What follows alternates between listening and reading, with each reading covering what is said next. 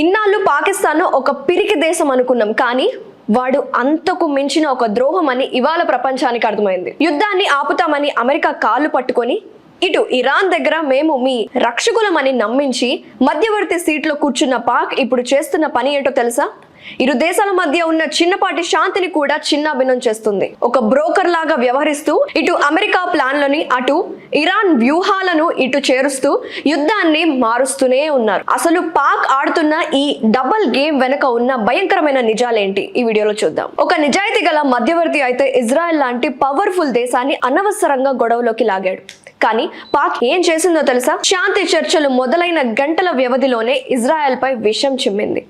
ఎందుకంటే Israel రెచ్చిపోతే America ఖచ్చితంగా మళ్ళీ యుద్ధంలోకి దిగుతుంది. అప్పుడు ఇరాన్ కూడా వెనక్కి తగ్గదు. ఈ గందరగోళంలో పాకిస్తాన్ తన పబ్బం గడుపుకోవాలని చూస్తుంది. యుద్ధం ముదిరితేనే అమెరికాకు తన అవసరం ఉంటుందని, అప్పుడే బిచ్చం లాంటి ఆర్థిక సాయం అందుతుందని పాక్ ఆశపడుతుంది. అంటే వీడికి కావాల్సింది శాంతి కాదు, కోట్ల కొద్ది డాలర్లు. పాకిస్తాన్ చేసిన ఈ ఎదవ పని వల్ల ఇప్పుడు ఇరాన్ చర్చల మీద నమ్మకం కోల్పోయింది. మీరు మధ్యవర్తిగా ఉండి ఇజ్రాయెల్ తిడితే రేపు మా గతి ఏంటి అని ఇరాన్ భయపడుతుంది.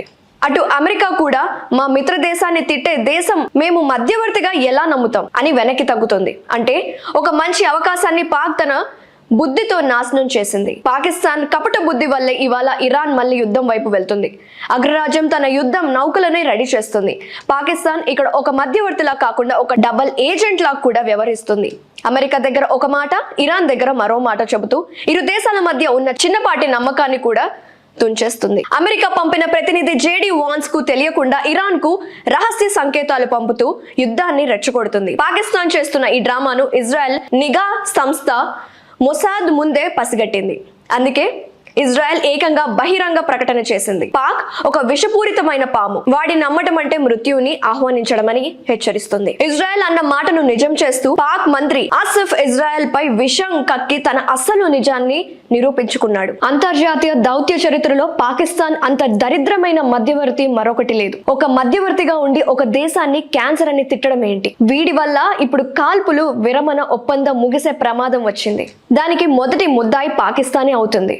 అమెరికా కూడా పాక్ బుద్ధి కనిపెట్టేసింది. ఒక మధ్యవర్తిగా ఫెయిల్ అవడమే కాదు, ప్రపంచ యుద్ధానికి కారణమైన దేశంగా పాకిస్తాన్ చరిత్రలో మిగిలిపోతుంది.